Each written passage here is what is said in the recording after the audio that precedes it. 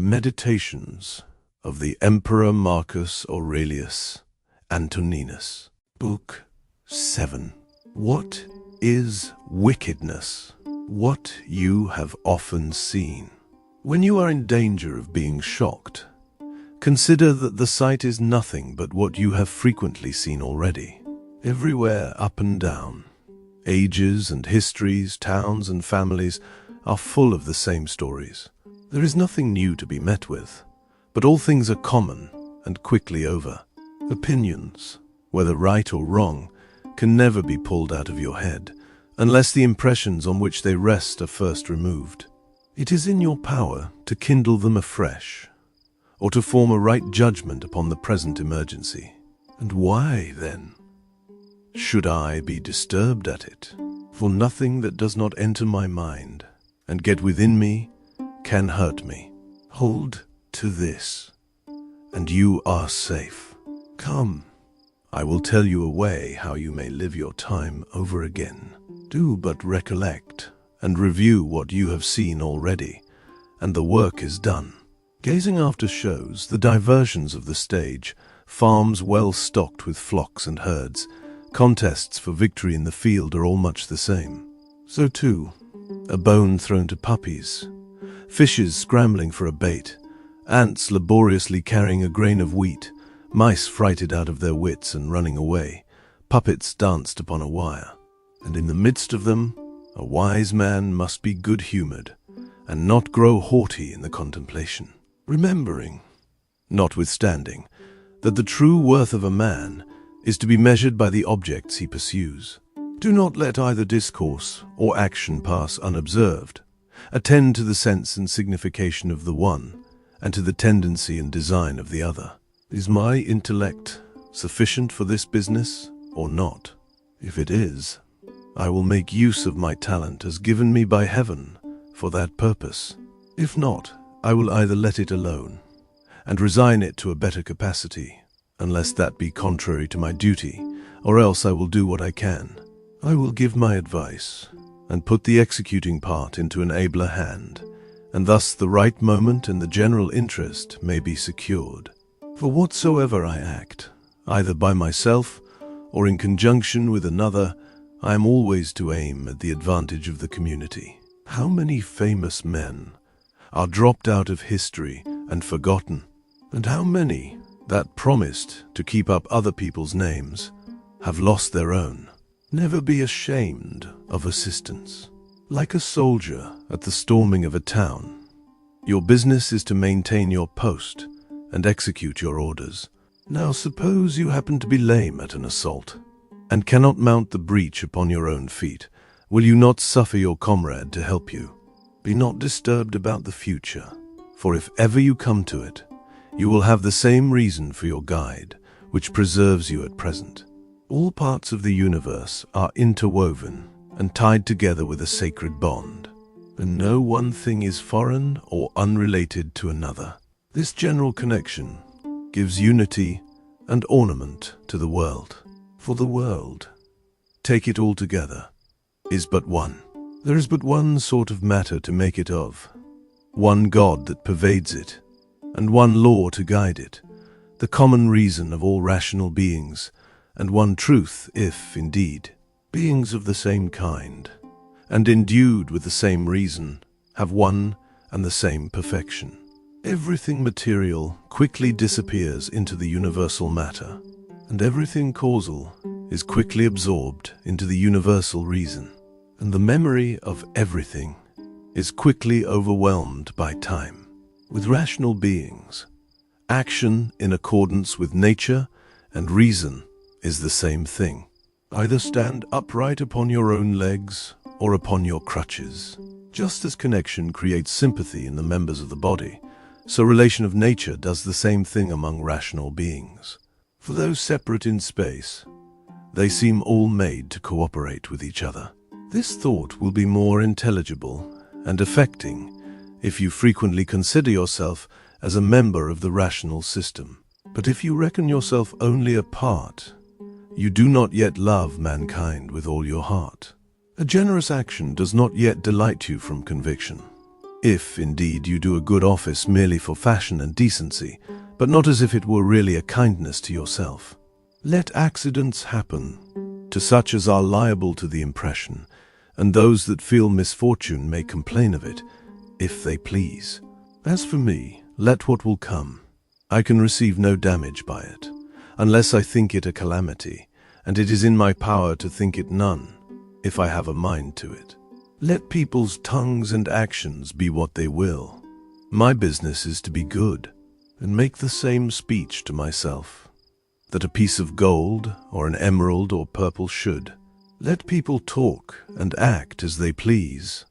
I must be an emerald, and I must keep my color. Does the mind ever cause herself disturbance? Does she bring fears and passions upon herself? Let any other body try to frighten or trouble her if they can, for of her own conviction she will not turn to such impressions. And as for this small carcass, let it take care not to feel, and if it does, say so. But the soul, the seat of passion and pain, which forms an opinion on these things, need suffer nothing, unless she throws herself into these fancies and fears. For the mind is in her own nature self-sufficient, and must create her wants before she can feel them. This privilege makes her undisturbed and above restraint, unless she teases and puts fetters upon herself. Happiness is the possession of a good genius or goodness. Why then does fancy break in and disturb the scene? Be gone, by the gods, as you came. I do not want you. However, since you have a custom to plead in your excuse, withdraw, and I will forgive you. Is anyone afraid of change? I would gladly know what can be done without it, and what is dearer and more suitable to the universal nature. Pray, must not your wood be transformed before your bath can be ready for you? Must not your meat be changed to make it fit to nourish you? Indeed, what part of life or convenience can go forward without alteration? Now, in all likelihood, a change in your condition may be as serviceable to the world in general as those alterations above mentioned are to you. All particular bodies are hurried, as through a swift torrent, through the universal mass of which they are incorporate, like a sort of serviceable limbs to the world. How many a Chrysippus, Socrates, and Epictetus have sunk in the gulf of time? And the same reflection will hold good concerning any other person or thing whatsoever. I'm only solicitous about one thing, and that is, lest I should do something that the constitution of man does not permit, or in the way or time it does not permit. It will not be long before you will have forgotten all the world, and in a little time all the world will forget you too. It is the privilege of human nature to love those that disoblige us. To practice this, you must consider that the offending party is of kin to you, that ignorance is the cause of the misbehavior, and the fault is involuntary, that you will both of you quickly be in your graves. But especially consider that you have received no harm by the injury, for your mind is never the worse for it. The universal nature works the universal matter like wax. Now for the purpose. It is a horse. Soon after you will have it melted down, and run into the figure of a tree, then a man, then something else. And it is but a little while that it is fixed in one species. Now a trunk feels no more pain by being knocked in pieces than when it was first put together. A sour, gruff look is very unnatural, and to put it on often will make it settle, and destroy the beauty and pleasantness of the aspect to that degree that it is never to be recovered. From whence you may conclude it is a foolish custom. It is high time for those people to die that have outlived the sense of their own misdemeanors. That being which governs nature will quickly change the present face of it. One thing will be made out of another by frequent revolutions, and thus the world will be always new. When anyone misbehaves himself towards you, immediately bethink yourself what notions he has concerning advantage and disadvantage. When you have found out this, you will pity him, and neither be angry nor surprised at the matter. It may be upon inquiry you may find your opinions upon these points much the same, and then you ought to pardon him. But if your notions of good and evil are different, then you will more easily bear with his ignorance. Do not let your head run upon that which is none of your own, but pick out some of the best of your circumstances, and consider how eagerly you would wish for them, were they not in your possession. But then you must take care to keep your satisfaction within compass, for fear it should carry you too far, make you overvalue the object, and be disturbed at the loss of it. Rely upon yourself, for it is the nature of the principle that rules within us, to be satisfied with honesty, and the inward quiet consequent to it. Rub out the colors of imagination. Do not suffer your passions to make a puppet of you. Confine your care to the present. Look through that which happens either to yourself or another. Distinguish the parts of your subject and divide them into the causal and material element. Think upon your last hour, and do not trouble yourself about other people's faults, but leave them with those that must answer for them. When you hear a discourse, make your understanding keep pace with it, and reach as far as you can into events and their causes. Would you set off your person and recommend yourself? Let it be done by simplicity, by modesty of behavior, and by indifference to things neither good nor bad. Love mankind and resign to providence. For as the poet observes, all things are under law, not the elements only, but it suffices to remember that there are at the most but very few things in the world that are not under law. Concerning death, it is a dispersion if there are atoms, but if the universe is a unity, it is either extinction or change. As for pain, if it is intolerable, it will quickly dispatch you. If it stays long, it is bearable.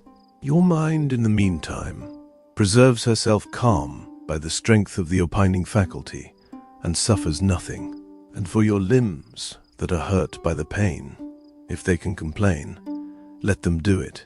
As for fame, consider the intellect of the people that are to commend, how insignificant they are, and how little in their pursuits and aversions.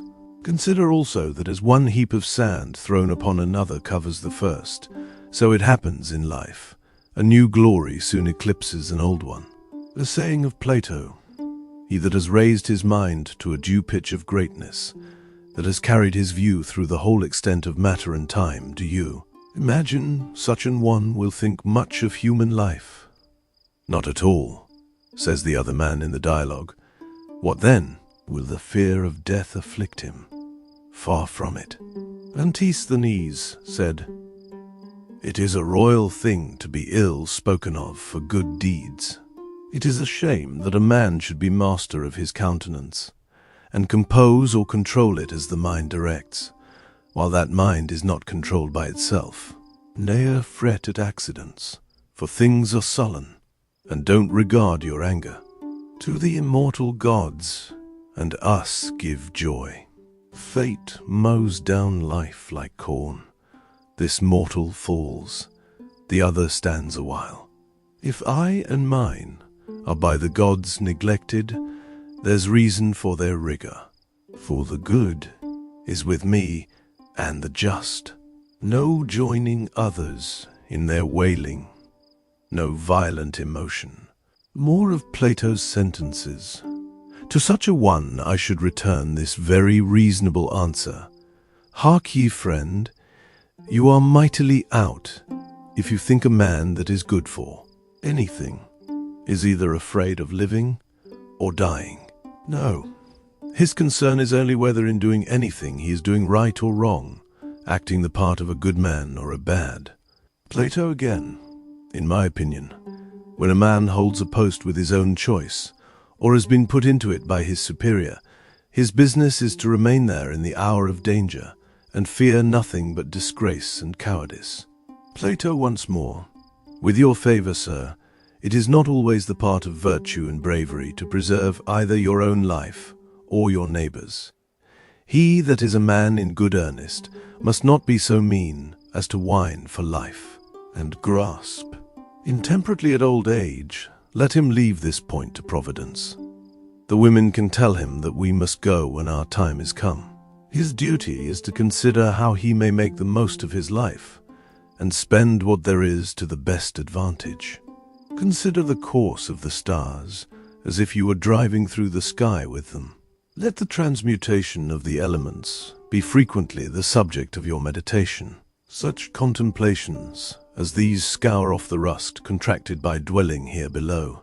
It is a fine saying that of Plato's, that when we consider the state and condition of mankind, we should place our imagination upon some lofty pyramid, and from thence take a prospect of the world, and look it over, as it were, at one view.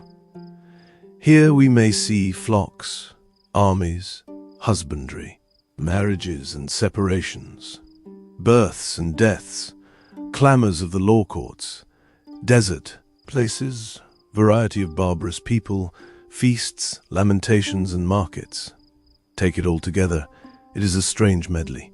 And yet, you will find the diversity of the parts contributes to the harmony of the whole. By looking back into history, and considering the fate and revolutions of government, you will be able to draw a guess, and almost prophesy upon the future, for they will certainly be of the same nature, and cannot but be cast in the same mould, so that 40 years of human life may serve for a sample of 10,000. For what more will you see? What sprung from earth dissolves to earth again, and heaven-born things fly to their native seat. That is, there is a loosing of the entanglements of the atoms, and a scattering abroad of the insensible elements, with food and drinks and cunning magic arts, turning the channel's course to escape from death. The breeze which heaven has sent we must endure, and toil without complaint. Can another man ride or fence better than you? It may be so. Let nobody outdo you in social and modest behavior. Let nobody be more resigned to fate and forgiving to your neighbors. As long as a man can make use of that reason which he shares with the gods and man, he need not question the event. There can be no grounds to suspect misfortune, provided you stick close to nature and act in accordance with your condition. It is always and everywhere in your power to resign to the gods, to be just to mankind, and to examine every impression with such care that nothing may enter that is not well examined. Never make any rambling inquiries after other people's thoughts, but look directly at the mark which nature has set you. Nature, I say, either that of the universe or your own. The first leads you to submission to Providence, the latter to act as becomes you. Now that which is suitable to the frame and constitution of things is what becomes them. To be more particular, the rest of the world is designed for the service of rational beings in consequence of this general appointment, by which the lower order of things are made for the use of the more noble, and rational creatures are designed for the advantage of each other. Now a social temper is that which human nature was principally intended for. The next thing designed in our being is to be proof against corporeal impressions, it being the peculiar privilege of reason to move within herself, and not suffer sensation or passion to break in upon her, for these are both of animal and inferior quality. But the understanding part claims a right to govern, and will not bend to matter and appetite, and good reason for it, since she was born to command and make use of them. The third main requisite in a rational being is to secure the assent from rashness and mistake. Let your mind but compass these points, and stick to them, and then she is mistress of everything which belongs to her. We ought to spend the remainder of our life according to nature, as if we were already dead, and had come to the end of our term. Let your fate be your only inclination, for there is nothing more reasonable.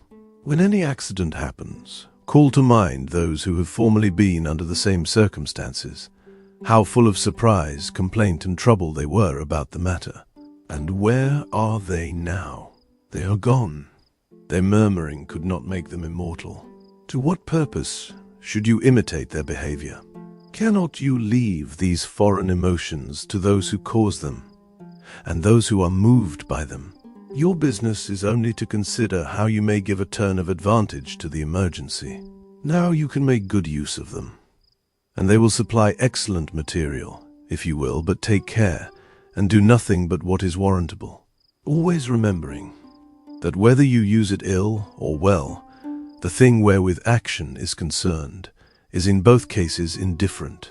Look inwards, for you have a lasting fountain of happiness at home that will always bubble up if you will but dig for it. Take care that your motions and gestures may be grave and composed, for the same air of sense and decency which the mind can put into the face ought to be visible through the whole body. But then all this must be done without the least affectation. The art of living resembles wrestling more than dancing, for here a man does not know his movement and his measures beforehand. No, he is obliged to stand strong against chance and secure himself as occasion shall offer.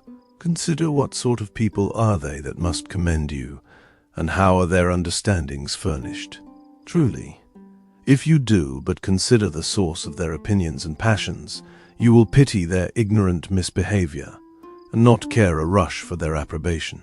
It is a saying of Plato's, that no soul misses truth of her own good will. The same may be said with reference to justice, sobriety, good nature, and the like. Be particularly careful to remember this, for it will help to sweeten your temper towards all men. When you lie under any corporeal affliction, let this thought be at hand to relieve you, that there is no disgrace in pain, that the sovereign part of your mind is never the worse for it. For how can she suffer unless her material or her social nature be impaired? Besides, Epicurus's maxim will help to support you under most pains, for as he observes, they will neither be intolerable nor everlasting. But then you must keep in mind the limits set to them, and not run into the common opinion about them. And here you must remember that there are many more sensations than we are aware of, which belong to the nature of pain, such as drowsiness, excessive heat, want of appetite. Now, when you find yourself fret and grow disturbed at these things, take notice that pain has got the better of you. Do not return the temper of ill-natured people upon themselves, nor treat them as they do the rest of mankind. Which way are we to conclude that Socrates was a better man in virtue and temper than Telauges? To make out this, it is not enough to say that he disputed better with the sophists, and died more bravely, that he passed the night in the cold with more endurance, and that when he was bidden to arrest Leon of Salamis, he held it nobler to refuse, that he walked with a swaggering air in the streets, though the truth of this last particular may be questioned. To prove the point, we must examine what sort of soul Socrates carried about with him. Could he be contented with the conscience of an honest and a pious man? Did he abstain from fretting and fuming to no purpose at the knavery and wickedness of the age? Was he governed by nobody's ignorance? Did he never question the equity of Providence, grow surprised at his hard fortune, and sink under the weight of it, and not dip his soul too deep in his senses? Nature has not wrought your composition so close that you cannot withdraw within your own limits, and do your own business yourself, for a man may be first-rate in virtue and true value, and yet be very obscure at the same time. You may likewise observe that happiness has very few wants. Granting your talent will not reach very far into logic, this cannot hinder the freedom of your mind, nor deprive you of the blessings of sobriety, beneficence, and resignation. You may live with all the freedom and satisfaction imaginable, though the whole world should cry you down, nay, though wild beasts should tear this flesh with which you are enveloped. For pray, how can anything of this reach up to your mind and ruffle her serenity? How can it prevent your passing a right judgment upon your circumstances and making the best use of them? And thus your reason may address the object of terror. Look you, nature has made you one thing, and common mistake another, and use may address what befalls. It is you I was seeking. For it is my way to make everything serve as an opportunity for rational or social virtue in a performance of some duty either to God or man. For since all that happens is related to God or man, there is nothing new in it or difficult to deal with, but all is familiar and easy. He that is come to the top of wisdom and practice spends every day as if it were his last, and is never guilty of overexcitement, sluggishness, or insincerity. Though the gods are immortal, and have their patience tried through so many ages, yet they are not angry, because for so long a time they will have to put up with such base and wretched mortals, but even provide liberally for them. And are you, that are just going off the stage, sick of the company? Are you tired with evil men already, and yet one of those unhappy mortals yourself? It is great folly not to part with your own faults, which is possible, but to try instead to escape from other people's faults, which is impossible. Whatever business tends neither to the improvement of your reason, nor the benefit of society, the rational and social faculty thinks beneath it. When you have done a kindness, and your neighbor is the better for it, why need you be so foolish as to look any farther, and gape for reputation and requital? Nobody is ever tired of advantages. Now, to act in conformity to the laws of nature is certainly an advantage. Do not you, therefore, grow weary of doing good offices, whereby you receive the advantage. There was a time when the universal nature moved towards making the world, so that now all events must either be consequences of the first creation, or else even the chief things at which the universal ruling principle aims are without design. Now this thought will go a great way towards making a man easy.